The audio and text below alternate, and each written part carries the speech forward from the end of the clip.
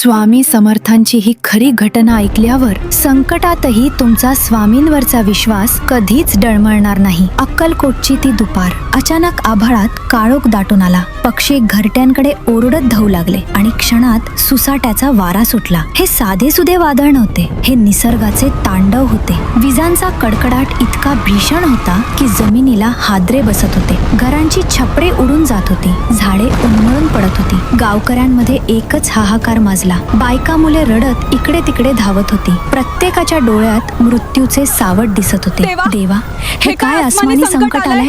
अरे पळा, घर कोसळतायत. धावा, वाचवा आपल्या लेकरांना. आणि त्या भयाण वादळात एका वडाच्या झाडाखाली स्वामी समर्थ शांतपणे ध्यानात बसले होते. वादळाच्या थपडा त्यांच्या देहाला लागत होत्या, पण त्यांच्या चेहऱ्यावर विलक्षण शांतता होती. घाबरलेले गावकरी स्वामींकडे धावत आले. स्वामी, वाचवा, आम्हाला तुमच्याशिवाय आता कुणीही वाली नाही. वाचवा या कोपापासून. लोकांचा आक्रोश ऐकून स्वामींनी संथपणे आपले तेजस्वी डोळे उघडले. त्या डोळ्यात एक दैवी अधिकार होता. सगळे गावकरी स्वामींच्या चरणाशी रडू लागले. इतक्यात एक महाकाय वीज गावकऱ्यांच्या अंगावर कोसळणार होती. क्षणाचाही विलंब न करता स्वामी उठून उभे राहिले. त्यांनी आपला उजवा हात आकाशाच्या दिशेने वर उचलला आणि गरजले, बस, पुरे आता, शांत हो. आणि काय आश्चर्य, जो वारा काही क्षणांपूर्वी डोंगर हलवत होता तो अचानक मंद झाला. काळेकुट्ट ढग विरून गेले. विजांचा कडकडाट थांबला. निसर्गाच्या त्या रौद्र रूपाने एका संताच्या शब्दापुढे गुडघे टेकले होते. गावकऱ्यांचे डोळे आनंदाश्रूंनी भरून आले.